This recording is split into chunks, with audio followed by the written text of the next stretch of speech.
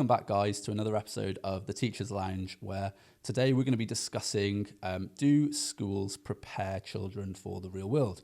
Now, before we start, I'd like to say a massive thank you to everybody that supported us on YouTube and on the podcast platforms. We've had loads and loads of positive comments.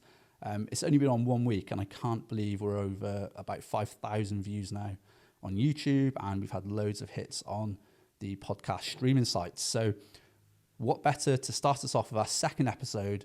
We've got a fabulous guest on today, and he is a professional photographer, entrepreneur, self-taught. It is the fabulous Mr. Bradley Carr. How are you, sir? Thank you, Christian. Yeah, very good, thank you. I've been outdoors today, so I'm feeling pretty good, pretty connected. I've had my feet in the grass and drinking coffee, so I'm all good, yeah. A lovely green tea as well. Absolutely, so it's bringing me right into the moment. So I want to start. Let's go back to the beginning. Yeah.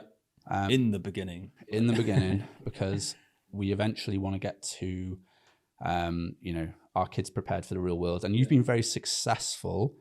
I'm sure I've seen you've produced calendars. I saw, didn't you produce a book? Yeah, with A Year Snowdonia? Amongst Trees. Oh, yeah, the trees. Didn't you do something trees, with Snowdonia as well? Blogs, articles. I've written for Outdoor Photography magazine. That was Amazing. the Snowdonia. Yeah. And Shropshire as well. On location, they did like a coverage of the parks. Amazing. And more recently, you've created a podcast. Indeed. Which we'll talk about in a moment. Yeah. But like I said, let's take it back to the beginning, because you are obviously successful. You're self-taught. You've made it. So let's go back to your education, your experiences, and I want to know, was it a positive experience in general? And if so, Was what, school? Yeah, your school life, your general experience with school, was it positive, and did it help you get to where you are now? This could go very deep, couldn't it, into psychology, positive, negatives. I mean, because there's pros and cons, positive, negatives for everything, right? And I think photography has really helped to teach me that. So overall, I'd say school life was pushing more towards the positive side. Like the social aspect. The social aspect. The teachers, I had a lot of love for lots of my teachers. I was never a child who really got into lots of trouble. There were a few occasional incidents where I would, and I tended to stay on the right side of teachers because I had respect for them, because they were helping me along. So, I mean, along with everything in life, I took good and bad away from school. So there was some kind of adversity, of course, in terms of, I guess, maybe some bullying. I was a very small child, so I tended to stay on the outskirts of groups a lot of the time, and felt kind of like, occasionally picked on for being small and being, frail, hence the bodybuilding journey. You've got a good bit of muscle on you now. Yeah. Well, that's another story altogether, isn't it? The journey into bodybuilding. But I guess the foundations were laid in school. In terms of what I learnt, I don't think I learnt a great deal generally that has helped me to get to where I am in terms of business, entrepreneurship, creativity. Feel like my creative journey started outside of school. Okay, so let's pause there. So yeah, when you left school, you had no intention of becoming a photographer? No. I had no idea. I didn't know what photography was when I left school. I just passively looked through magazines, newspapers, and the photos were just what they were. I didn't know.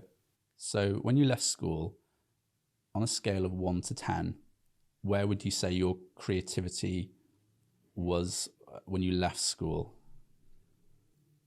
Probably at about 3. Yeah. 3 out of 10. If you want me to elaborate a little bit on that. So in years 10 and 11, year 9, graphic design, GCSE. I kind of studied that topic, but the penny never really dropped with me in that. I enjoyed it for what I was kind of learning and being able to express, but I didn't think much deeper beyond what it was teaching me or anything like that. And I don't feel like my teacher at the time really paid too much attention. Kind of felt a little bit like maybe he was away and just there to teach, not necessarily to pick up on students' creative abilities. Because in that topic, I remember creating something and I loved it. We did it's like a DVD cover. We designed it and I got fully immersed in it. But I was young and I didn't really have the self-awareness to know that, oh, maybe I'm creative. Yeah. So maybe if a teacher had have put his arm around me and said, you're really going somewhere with this. You're really good at this. Why not pursue it a little bit further? And was that in high school? That was high school. Because that's interesting because that sounds quite simple, doesn't it? Make a DVD cover. Yeah. And I'm thinking now in primary school, we do way more, I would say, creative and more entrepreneurial things. Okay. Compared to when we were in school. Make a DVD cover. Yeah, it's just not a lot there to push you to be more creative or inspire you, really. It's about that inspiration, isn't it? To try and get you to think outside the box. Did you find it's quite conformative? Oh, without a doubt. Yeah. School, I could go on for quite a long time about this and the way the world is shaped, which the foundations are formed in school, right? So I don't feel like free thinking was encouraged, to be honest, back in school. It's kind of, you sit in the classroom, you fold your arms, you cross your legs and, put your hand up to speak. And I don't necessarily agree with those ways. They set us up for what potentially businesses, corporations, world leaders would want us to do, which would be to kind of march in this order and stay in the line and don't venture off to go and... don't rock the boat. Don't rock the boat. Yeah. But, say yes and don't ask any questions. But I've always been a questioner. I've always wanted to know a bit more. Why am I listening to this person? What are they kind of teaching me more consciously in adult life? Back in primary school, I mean, you remember me back in probably year 4, year 5, year 6. Yeah. Very quiet, timid, shy. So like a lot of this was going on in the back of my mind, but I would never have really had the confidence to. I was going to say, did you know that you were like that and that you wanted, that was you naturally? And then therefore, did you put like a front on, or did that only come later on? Or did I know I was like what, shy and more introverted? No, did you always know that you were like a free thinker and you like to ask questions, but then you tried to keep it back because of like the conformatism in school that you felt? And not just in school, but home as well. Home life was very disciplined. My mum was quite a disciplinarian because it's what she knew.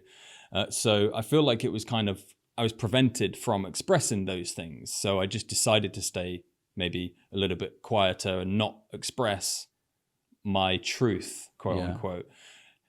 Hence the photography, the creativity has kind of given me that voice to express a little bit more.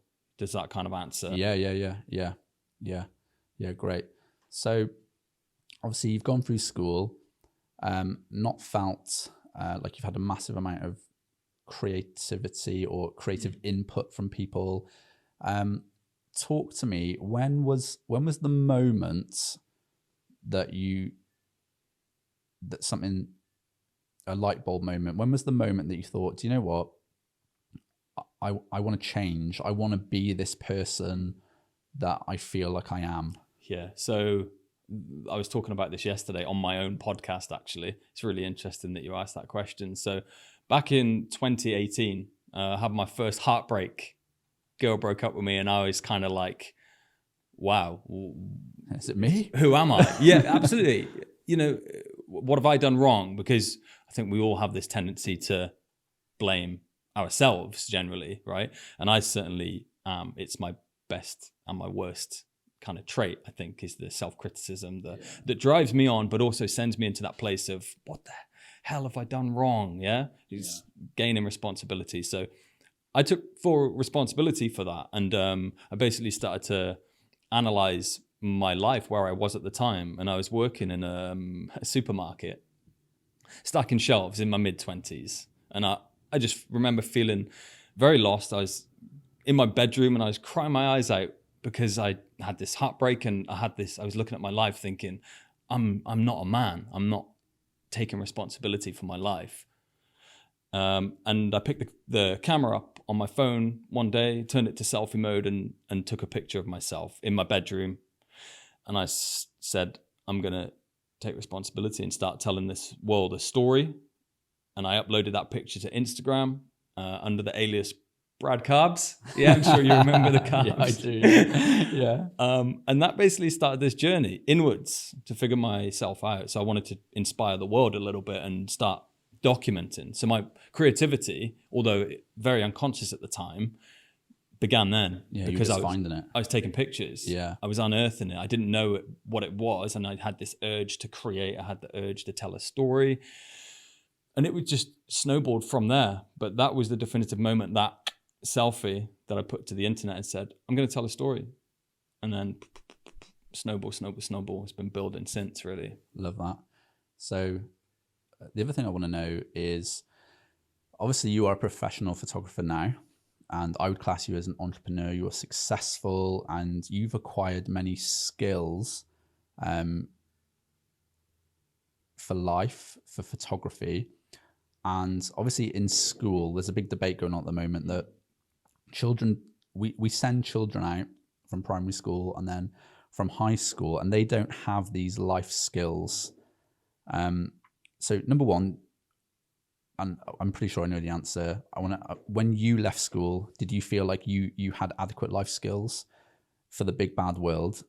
But then question two, when you went on this journey of self-learning and you acquired all these skills, what skills did you find really useful? Did you acquire? But also, did you find that finding that, inner peace and those skills of self helped you in society as well?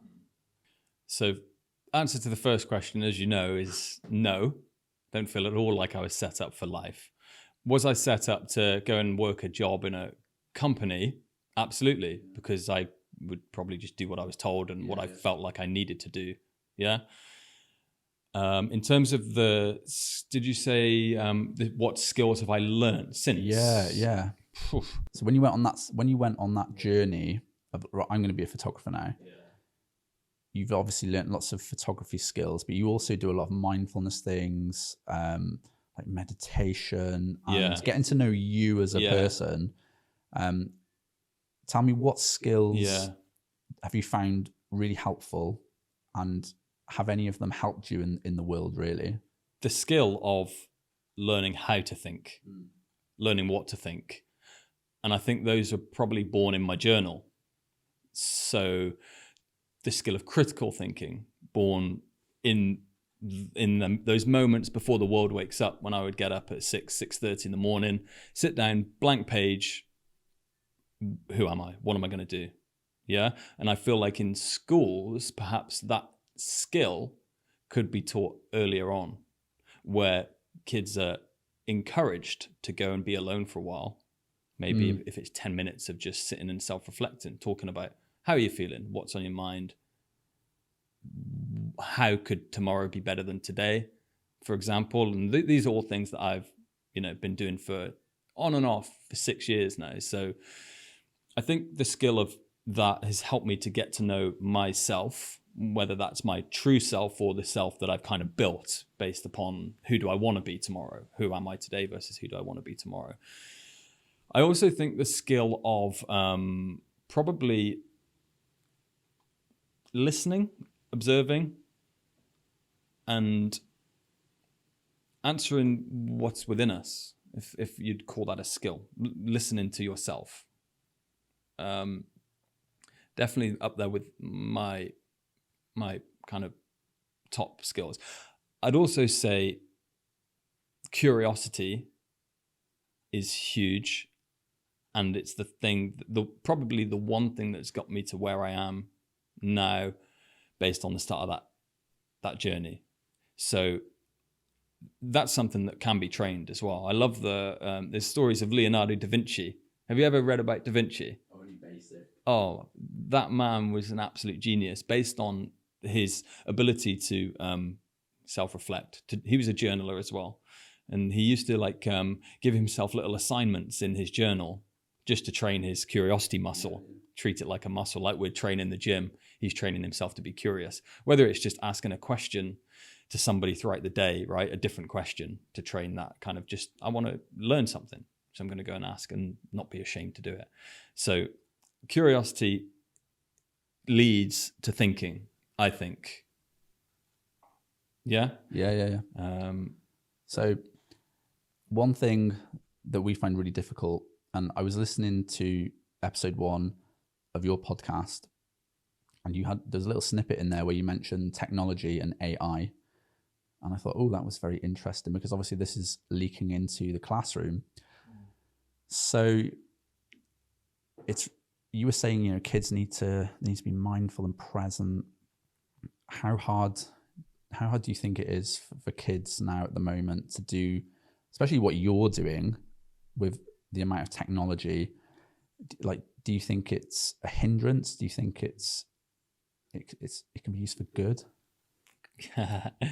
Again, good and bad, right? Depending on whose hands it's in. And then what is good and bad as well. Quite deep, isn't it? I think it's no doubt helping humans to evolve, right? Quickly. But is it taken away from the skill of being a human and being able to think? Is it doing the thinking for us? Yeah. And is it doing the doing for us?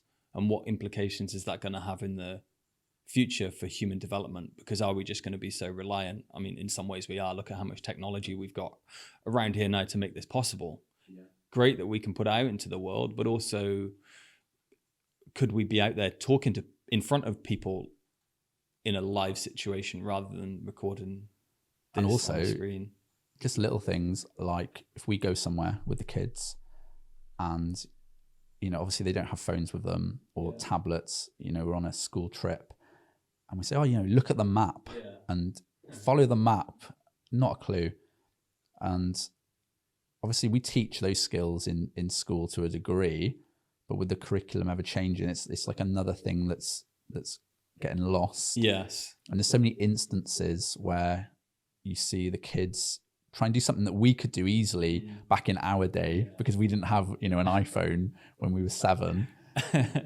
And they can't do it. And then you think, oh my word, this kid is, they can't even do this. And, they might be in year 6 going to high school and, you think they're going to be having a job soon and they can't even follow a map. They can't even do something basic, which maybe we could do before because of the advances in technology. But then on the flip side, like you were saying before about you made a DVD cover, I know now the year 3s and 4s could whip up an amazing DVD cover, using some of the Adobe software. So in that way, the level of creativity has potentially advanced. Has gone up, yeah. But then what about on the flip side of that is the level of knowledge of self decreasing? And what I mean by that is the increase in the level of usage of technology leading to a decrease in the level of observation about self and each other, leading to further disconnection. So on my podcast yesterday, I talked a little bit about the community aspect that I'm trying to build in terms of people who have used nature and used the observation of nature and the observation of self as a kind of healing journey to learn about themselves, to heal the relationship with themselves so that other people might also be able to do that as well. If I didn't have the level of introspection, self-knowledge to do that, then that wouldn't have been possible. So say, for example, a kid is now going outdoors and glued to a phone.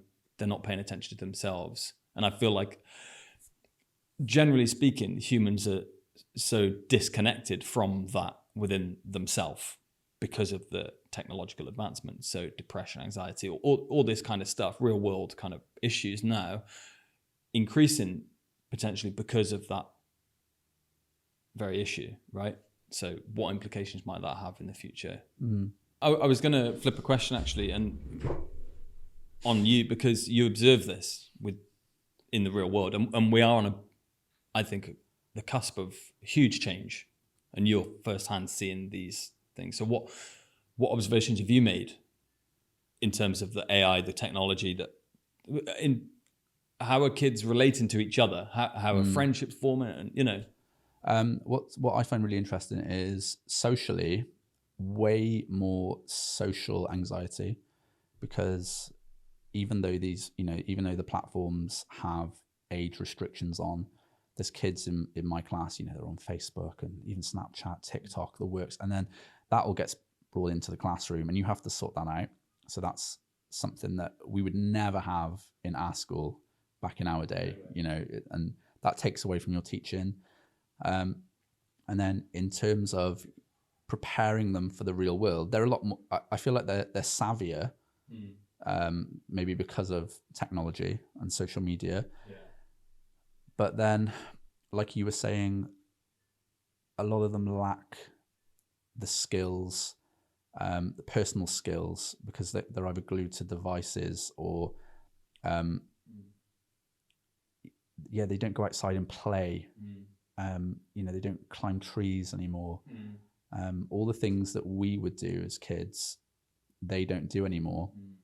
And what frustrates me as well is the curriculum. The curriculum is way more creative than it was when we were in school, and it's great. Like, I would love to be in school now. If I had my time again, it's great. There's so much creativity. Like, we do in the Welsh Eisteddfod, there's photography competitions. It's great. There's music, IT, there's everything you can think of.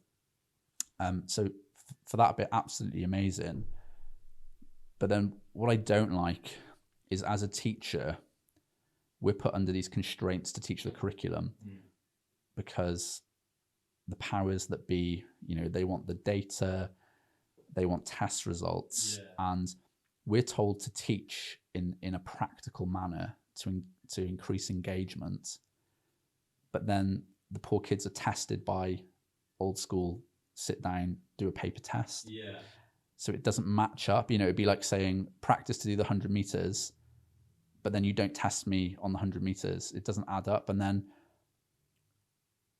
when the kids get older and they go into the real world and in the community,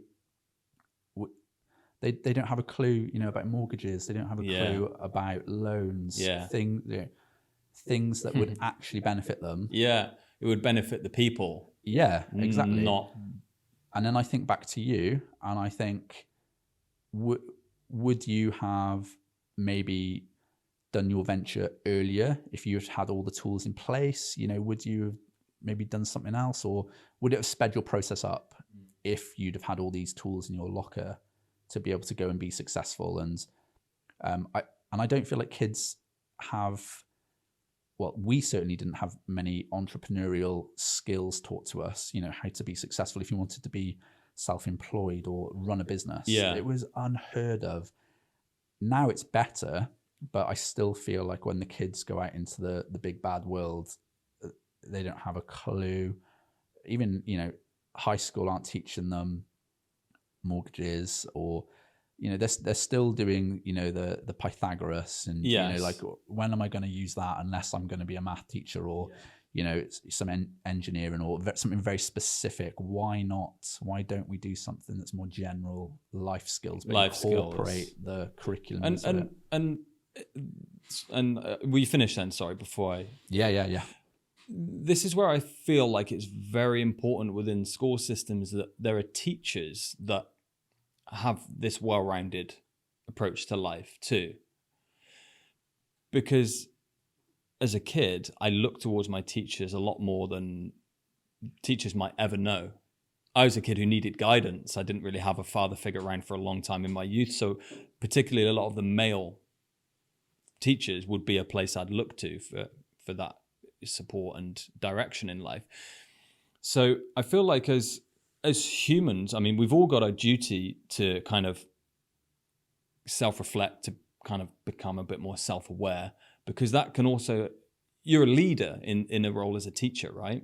So there might be a lot of restrictions in terms of what you can and can't teach, but there's also freedom for you to stand up, and I'm sure you're brilliant at it, having known you as a person outside of school and this situation. I am amazing. For standing up and taking a bit of responsibility and positively influencing children on a an individual level, and maybe paying a bit more attention to kids as individuals rather than so as a much more these classroom. days. Yeah. Because funny, back when we were in school, the relationship kids have now with teachers, it's crazy. I feel like they come to school and they're like your friend. Yeah, but there's also that barrier that, there's that line of respect. When we went to school, it was very much, this person is in charge. You speak when you're spoken to. Yeah. And you don't cross that line. And it's so different now. Really? That's fascinating. It's so nice now. Kids come in, and they'll come in the morning and they'll want to have a conversation with you. I would never have thought going into school, in primary school, like in year 4 with one of our teachers, I would never have gone in and gone, you're right, Mr. So-and-so, what have you been up to on the weekends? And the kids doing that now? All the time. It's great. Yeah. That's the norm. That's the norm. It's so good. That's how much it's changed. Like the relationship between the teacher and the student is great. Really, really good. And then, like you said, you can get to know them way better as an individual and try and promote whatever it is that, encourage them. Yeah, interest them. Yeah, because I think that is huge. And especially for kids like myself who had these, parental limitations. Yeah. No dad. Like I mentioned, I'd have looked towards a teacher. And I feel like those kids are probably in every classroom, right? And I definitely feel like those are the kids that need a bit more love, arm around the shoulder. And I love the teachers who would do that for me in school as well. There were definitely a few that stood out to me that would recognize that within me and give me a bit of, nurturing, because I needed it, right? Yeah. But times have changed for the good so much. Funny story, in our primary school, and you'll know who I'm talking about. Name no names. So. Yeah. I'm not getting sued. Tell me afterwards. Yeah. Our year 5 teacher, obviously you weren't in my year, but our year 5 teacher had an appointment, and she said, the headmaster's going to come in now, have you for the rest of the afternoon. So this would have been 1998, something like that. So head teacher comes in, fag in his mouth, sits on the desk at the front with his legs crossed, and he just goes, right, got a couple of hours to kill now. Smoke going everywhere. No. And he goes, right, I'm going to say a date, a year, and first one to put their hand up and tell me how old I would be if I was born on that date. So he literally sat there with a smoke in his hand, cigarette in his hand, for 2 hours. Wow. And he just went 1982, and like kids were like nervously putting their hand up, and like I distinctively remember, because I wasn't the best at math at the time, and I distinctively remember going, I better put my hand up, otherwise I'm going to get an absolute rollicking. Really? Yeah. Because he was fierce. Just couldn't believe. And now, like, you'd be sacked straight away. Yeah. Well, one, walking in the classroom with a cigarette, you're gone. Yeah. But thinking you can spend 2 hours just reeling off dates, teaching kids just telling me that ridiculous, unneeded knowledge. Yeah, but I'll never forget that. It's crazy. So, the next thing that really intrigues me, that I think you'd be a good person to ask, hence why you're on the show. Yeah. So what I'd like to ask you is, so you're very creative. Do you think creativity is innately nurture or nature? What, on the old nurture-nature debate?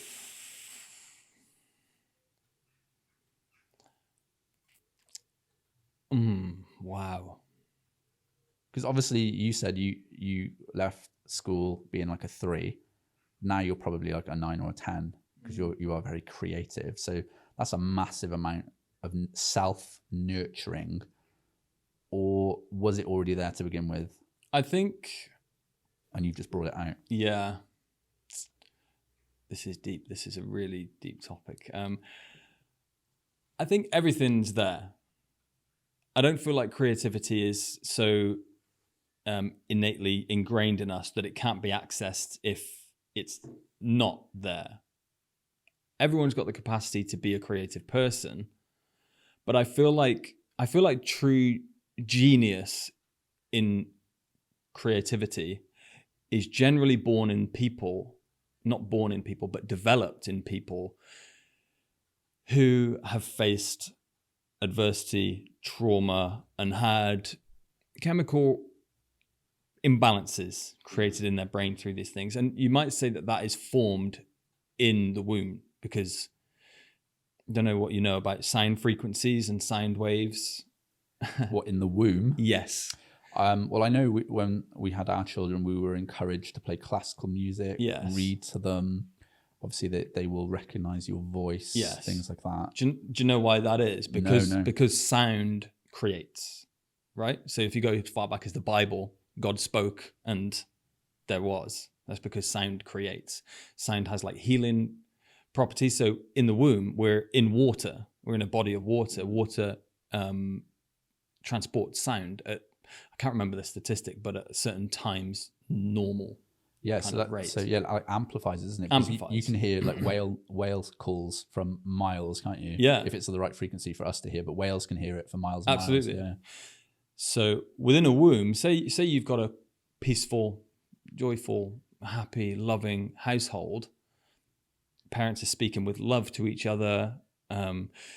You're adopting all of those already as a fetus. The opposite also exists. If you've got people who are shouting, screaming, if you've got loud noises, if you've got people spreading hate, words are energy, so we feel all of these things without knowing. There was an experiment done with 3 jars of rice and water. I can't remember when it was, back in the 1970s. Somebody spoke positive, loving words to the one jar of water. They spoke hatred and, anger and in the tone of voice. This was all coming out to the other, and one they met with silence. The first one fermented beautifully, gave off this aroma and kind of blossomed into this, just beauty, because that's what it was receiving. In the next jar, hate kind of molded and didn't turn out very, nice. It adopted what it received. The silent treatment one was actually the worst, because it was receiving no feedback, just absolutely nothing. It needs sound to have something happen to it. So what I'm saying is, with this, I know I kind of veered way off, but I'm coming back to the fact that there are things in our nature which also have nurture as well, in that kind of strange concept, right?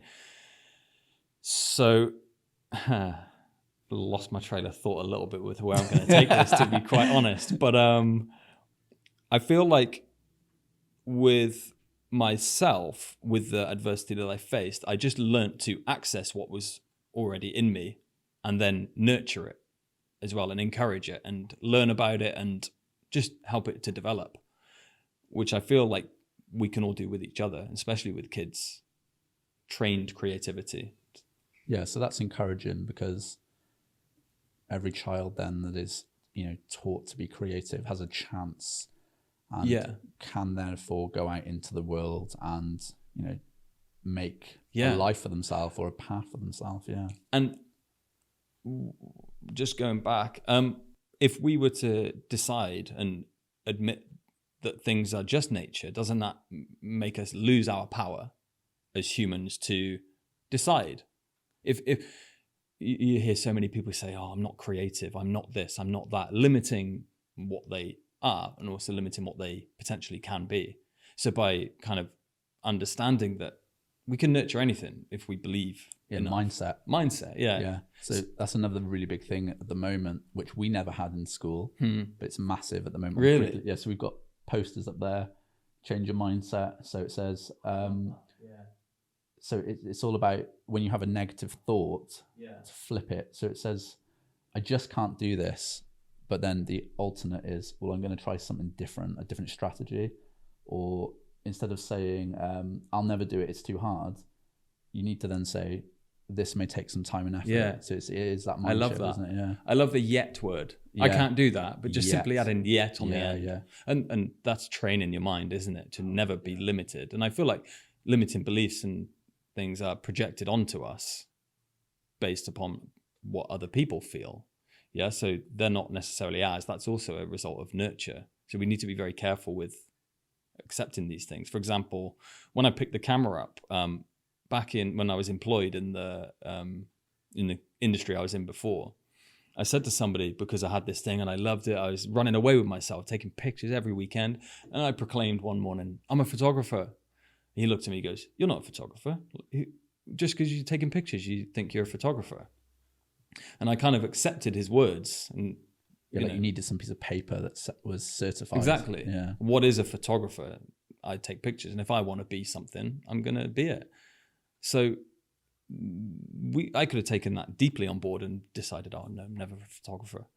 But look now, I am a photographer, and by his definition, look at me now. By his definition, I would now be what he classes as a photographer. Yeah, I love that. And then talking more about mindset. Yeah, talk us through your journey. So you've gone on this photography journey, self-learning, and we'll talk a bit more about you now. Tell us about the challenges that you faced and how maybe you've had to dig deep, mindset or any reserves, things like that. So I bet it wasn't easy. The challenges that I've faced in terms of overcoming my mindset. Yeah, and you're successful. So to get to the stage that you are today, you've done your calendars, you've had that amazing book about trees that was published, you've got your podcast. Were there times along the way where you've had doors closed and you've gone, oh, and it was easy to go, oh well, I'm not going to pursue that? Yes. In the earliest days, yes. A no was a no, a no was rejection. I've never liked rejection too much. Yeah. So a no was, I take it personally and maybe wouldn't follow it through and go and try again. But now I love the idea that I'm collecting these no's as a way of learning, and the success. I don't personally believe I've been too successful at the moment. I've got things that I class as successes, of course, but would I say I'm successful? No, because I strive and I love this idea of collecting these failures as lessons to continue. But that's been a whole learning process in itself, because, if I was a kid and I got told no, oh my God, I'd have been so self-critical, so in my head, so self-destructive, because it's a lot of what I learned from my parental figures as a child. So this has been a whole journey to overcome those things that I had within myself. So if we were to simplify it, the biggest challenge that I faced would be myself and what I thought was me, that I'm now having to learn actually wasn't me, but projections based upon other people's feelings.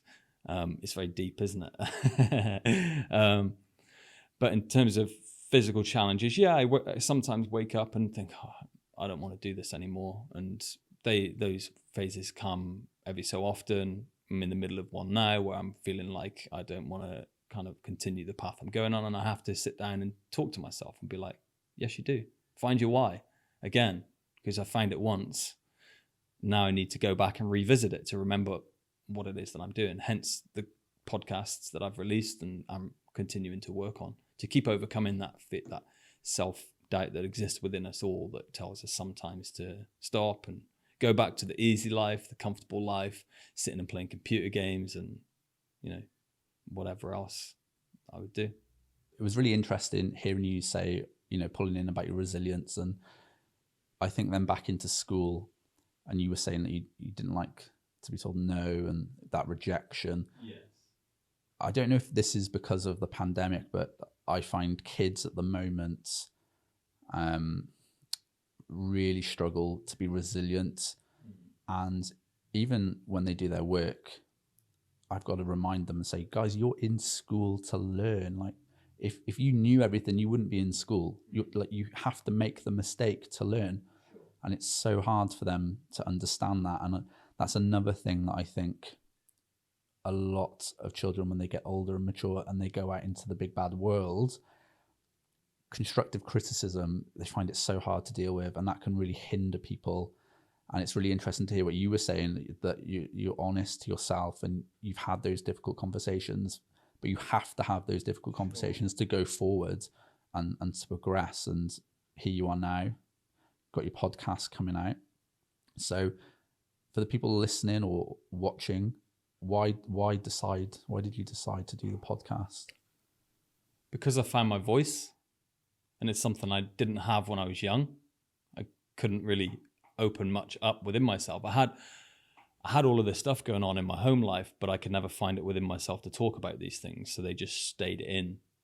And I suppose the journey I've been on with the fitness has been a whole self-esteem building process. So you mentioned about kids maybe feeling like they're having hard times. That can make strong people sometimes, I feel. And I found my strength through the difficulties. So the podcast really was born because excuse me, voice is breaking finally. So the podcast was really born because my artistic kind of journey had gotten to such a point where I feel like I found what I wanted to say to the world. And although a photograph can say it in so many ways, I needed to get it out of myself. What you wanted to say, yeah. Yes, because the photograph could be interpreted so many different ways. Yeah. And it's beautiful that some people want to interpret photographs in their own way. That's fine. They can do that. But I'm creating because I'm telling my story. And I need to express what I'm saying because there's so much that goes on behind the scenes. And in here, I need to speak to give some context around that. And speaking, like I said before, sound creates. So if I'm going to sit and just write the whole time, I'm never speaking it. And I feel like this needs to be spoken, hence the podcast. And I also feel I've got this story. I've got my story. Sometimes I get bored of telling my story. I get bored of speaking about myself. I want to know about other people. Now I've done this work within myself because I've been to nature, and nature's given me this space, almost like a therapist would, given me space to open up, to talk, to heal, to, build that connection.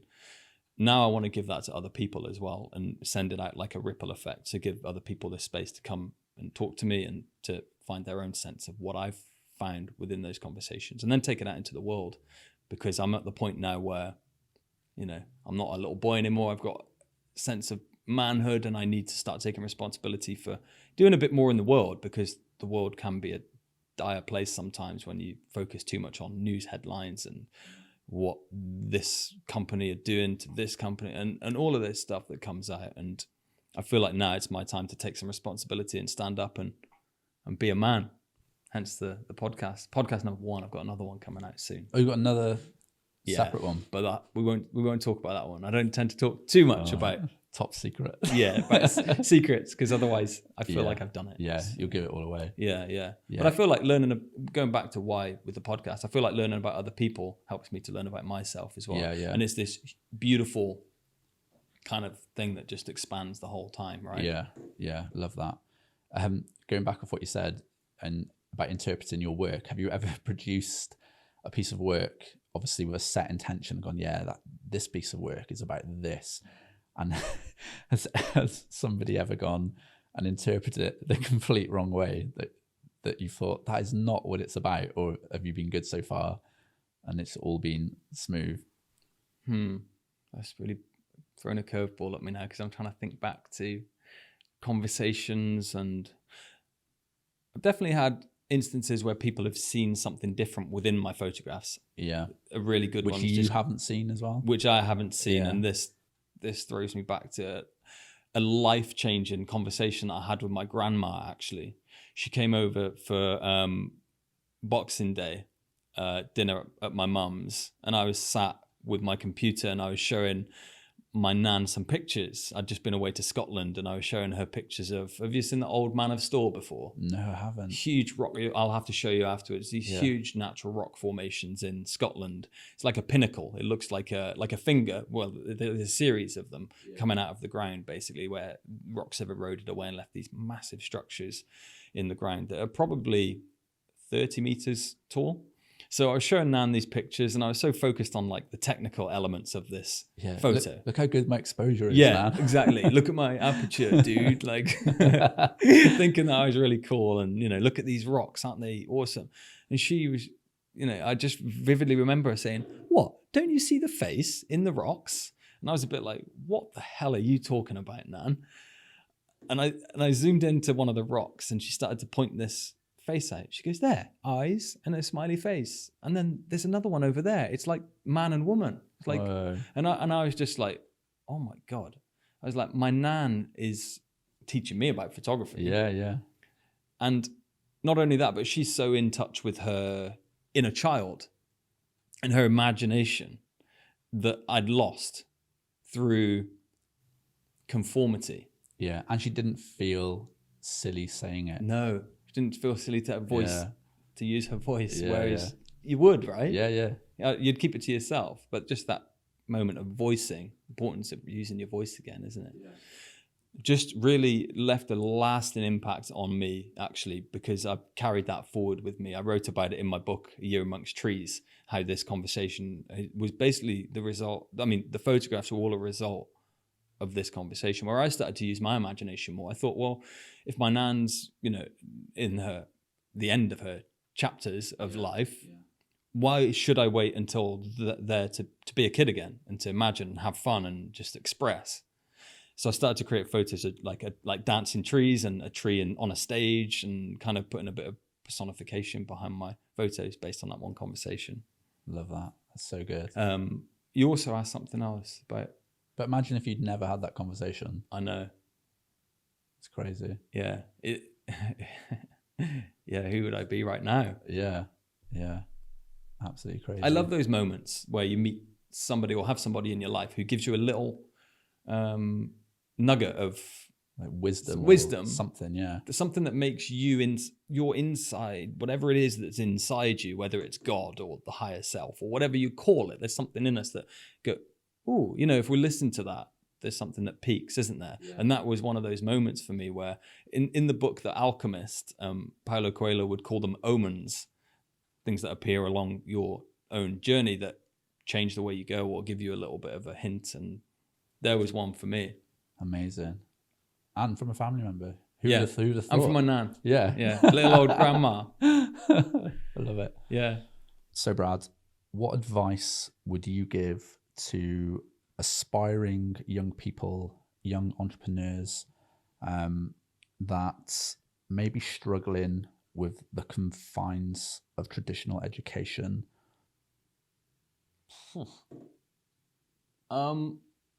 You've got to turn into your nan now and give out a good nugget of wisdom. I would say to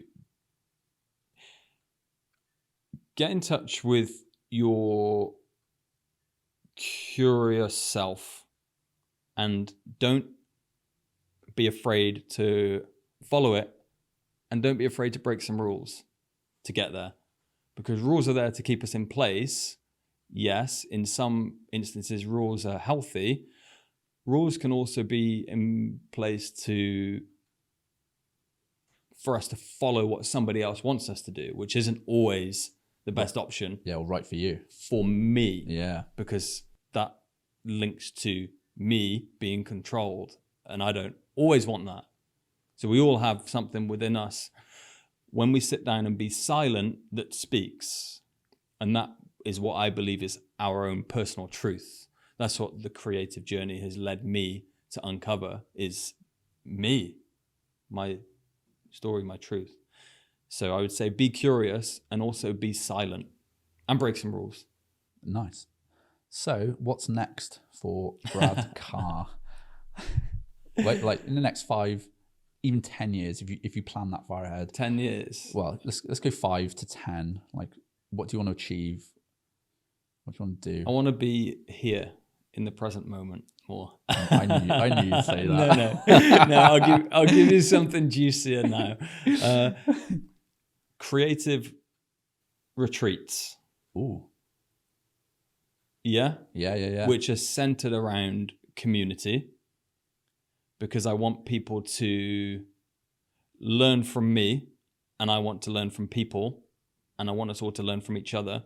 But I also want humanity to focus on some kind of vision in terms of what we actually want to be. What way do we want to go? And that involves connection. It involves love. It involves harmony, and it involves being in nature and creating, because creativity is healing, because we can go to depths within ourselves and express what we want to express and tell our own stories. Yeah. So that is a huge focus for me at the moment. Podcast. Yeah. Pushing on with the podcast and the videos. Yeah.